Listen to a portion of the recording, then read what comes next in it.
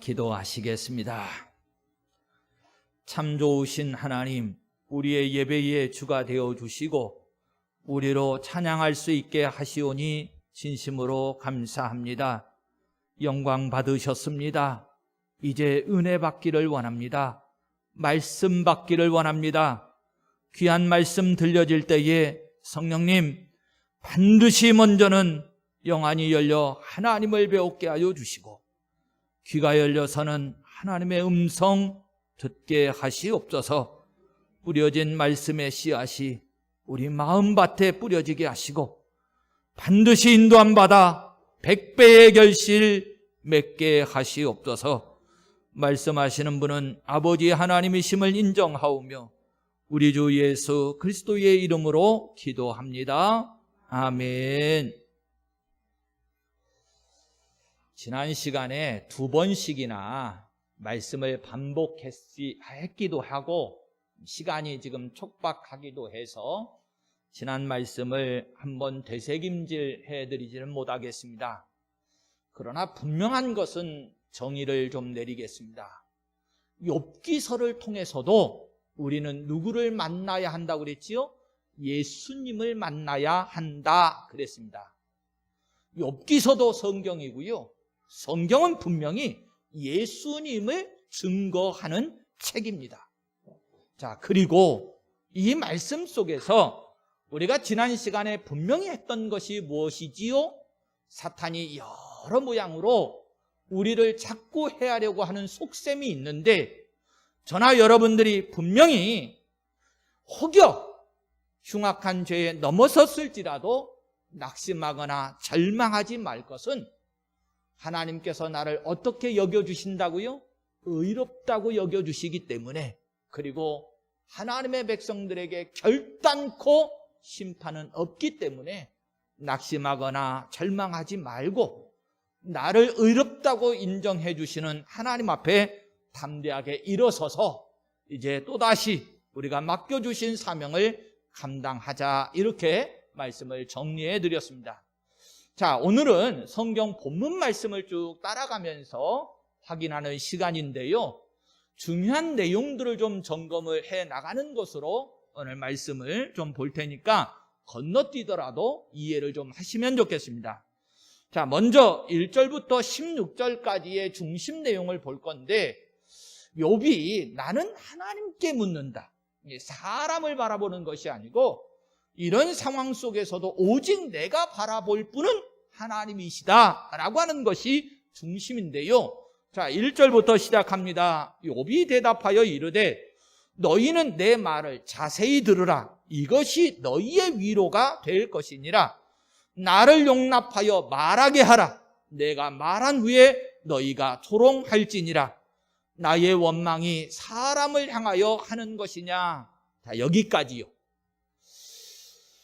자, 지금 욥의 심정을 이제 말씀 시작부터 드러내고 있는 건데, 욥의 중심 속에는 오직 누가 있느냐? 하나님이 계시다는 거예요. 나는 이 순간 지금 하나님의 대답을 얻기를 원한다. 지금 나의 이 문제들, 정말로 욥이 당하고 있는 이 문제들에 있어서 여러분 지금 친구들이 찾아와서 뭔가 위로한다고 하고 있지만 욥과 우리 친구들의 사이를 지금 20여 장까지 지나오면서 욥에게 답이 됐습니까? 내 친구들의 말로는 답이 되지를 않았어요. 욥은 이 순간도 여전히 답은 누구밖에 없다고요? 하나님밖에 없다라고 하는 것을 인정을 하고, 나의 원망이 지금 사람을 향하는 것이냐? 아니라는 것이죠. 그래서 4절 뒷부분에 내 마음이 어찌 조급하지 않겠느냐, 초조하다는 표현인데요. 하나님을 앙망하고 사모하는데, 내가 이런 형편과 어려움에 처해 있는데 어떻게 내 사모함이, 하나님을 향한 사모함이 불릴 듯 일어나지 않겠느냐라고 하는 거예요. 그러면서 5절부터 너희가 나를 보면 놀라리라. 손으로 입을 가리리라. 내가 기억하기만 하여도 불안하고 두려움이 내 몸을 잡는구나 그럽니다. 무슨 말씀입니까? 너희들 나에게 내가 지금 당하고 있는 참상을 제대로 보고 있는 것이냐? 정말로 너희들이 내가 당하는 참상, 이 어려움을 본다면 놀랄 수밖에 없을 것이다. 그런데 이런 참악한 참상 속에서 이런 일을 당했다고 그러면 어떻게 하나님의 자녀가, 하나님의 백성이 하나님께 묻지 않을 수가 있겠느냐? 그런 뜻이에요. 그러면 하나님께 욥이 묻고 있는 말이 무엇일까라고 하는 생각이 되어지는데요. 이 부분에서 언뜻 저도 마음속에 이런 질문이 생겨났어요. 정말로 욥이 지금 자신을 놓고 하나님과 사탄이 벌이고 있는 이 천상의 결투를 알고 있을 것인가? 만약에 욥이 하늘에서 이 욥을 놓고 하나님과 사탄이 전투를 벌이고 있는, 결투를 벌이고 있는 이의 내용을 알았다고 하면 욥은 과연 어떤 반응을 보였을까? 왜 그렇지요? 저나 여러분들도 이 부분에 대해서 명확해야 하기 때문에 그렇습니다. 지금 욥이 느끼고 있는 심정을 아십니까? 욥은 스스로 내가 이렇게 참혹한 진노를 받아야 할 만한 하나님과의 관계성 속에서 이유가 없는데 왜 하나님께서는 나를 버리시는가? 이렇게 느끼고 있는 거거든요. 자, 그럴 때 여러분, 만약에 욥이 정말로 이 본질, 내가 당하고 있는 이 환난의 이유가 하늘에서 하나님과 마귀 사탄의 결투 속에서 이루어진 결과라고 하는 것을 알았다고 하면, 그리고 욥이 정말로 믿음의 사람이라고 하면 어떻게 반응을 보일 것인가? 저는요, 욥의 이 신실한 믿음을 통해서 확신한 게 하나가 있습니다. 그게 뭐냐면 알았던지 몰랐던지 욥은 1장 21절에 여호와의 이름이 찬송을 받으실지니이다. 할렐루야. 분명하게 욥의 신실한 믿음을 지금 우리가 보고 있는데, 욥이 하늘에서 영적인 전쟁의 결과로 내가 이런 참혹한 진노를 받고 있다라고 하는 것을 알았을던지언정, 지금 몰라고 할지언정 변하지 않았을 것이다. 똑같이 여호와의 이름이 오직 찬송을 받으실 것입니다 라고 하는 이 찬양, 이 신앙의 고백을 할 것이라고 믿어졌어요. 성도 여러분, 왜 이 말씀을 이렇게 강조하냐면요, 저와 여러분들도 동일한 믿음이어야 되기 때문에 그렇습니다.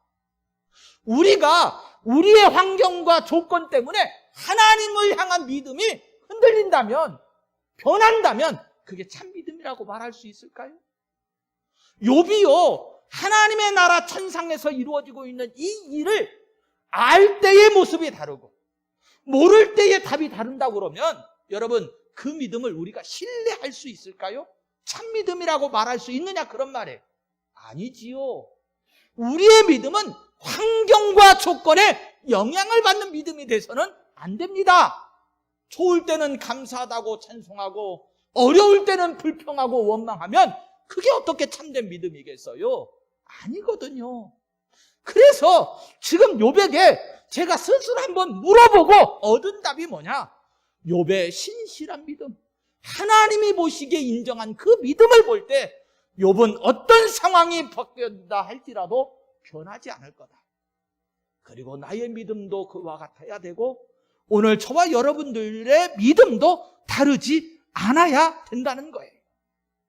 사실요, 하나님이 욥을 통해서 얻으시는 이 찬양, 이 답 때문에 얼마나 지금 승리의 기쁨을 누리고 있습니까?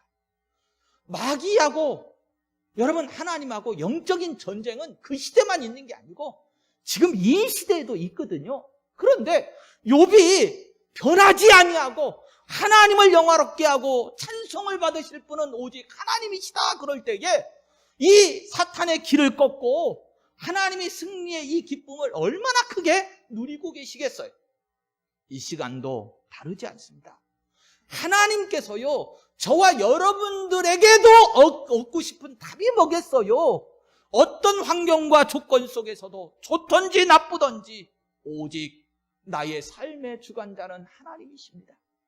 하나님이 하시잖아요. 나 그거 인정합니다. 하나님, 내 모습이 어떠한지라도 여호와의 이름만큼은 하나님의 복음의 이름만큼은 찬송을 받으십시오. 이게 정말로 정답이고 큰 답이에요. 그래서 나의 원망이 사람을 향하여 하는 것이냐? 아니라는 것이지요.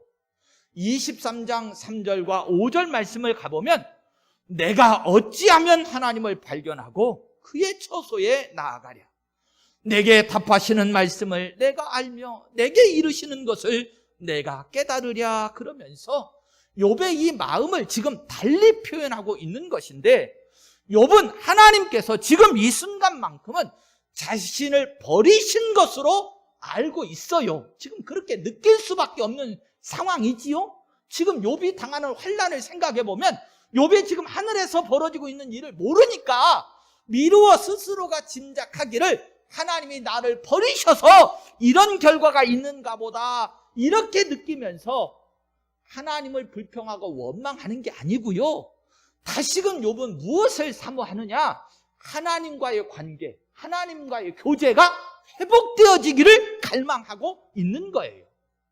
그리고요, 성경을 보면서 항상 성경은 구약과 신약, 말씀과 말씀이 연결되어져 있거든요. 명확하지는 않지만 말씀을 준비하면서 느끼는 것이, 욥이 왜 고난을 당하는가 라고 하는 이 본질 속에서 여호와의 이름이 찬송을 받으시기 위해서잖아요. 이를 통해서 복음의 진리를 지금 드러내고 있는 건데, 여러분, 이 말씀이 자연스럽게 어디로 연결되냐면 예수님께 연결될 수밖에 없고요. 죄가 없으신 하나님의 아들이 어떻게 해서 이 십자가의 중한 고통을 받으셨는가 라고 하는 것에 대해서도 우리는 명확하셔야 하는데, 예수님께서도요, 결과적으로는 하나님의 뜻, 하나님의 그 뜻이 이루어지기를 원하셔서 예수님도 하나님의 뜻이 이루어지도록 순종하신 거잖아요. 무엇에요? 십자가에 순종하시고 그 고난을 다 받으신 것이거든요. 명확하게 하십시다. 성경이 증언해요. 누가복음 22장 42절 말씀에 가보면 겟세마네 동산에서 예수님께서 기도하실 때에 그러십니다. 아버지여, 만일 아버지의 뜻이거든 이 잔을 내게서 옮기시옵소서. 그러나 내 원대로 마시옵고 아버지의 원대로 되기를 원하나이다. 그럽니다.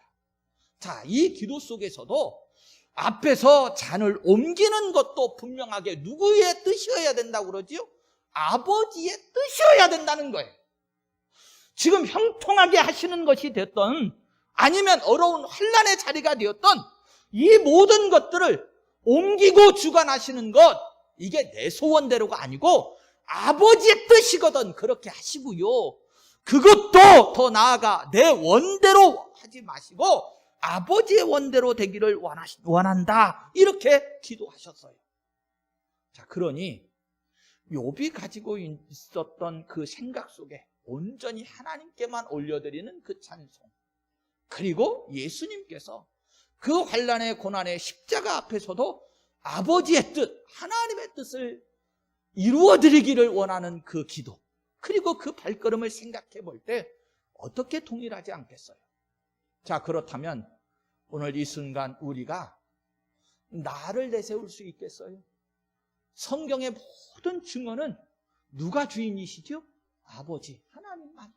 아버지의 뜻을 이루어드리는 것에 초점이 맞춰져 있어요. 그런데 어떻게 이 순간 우리가 나의 뜻이 이루어지기를 원하겠습니까?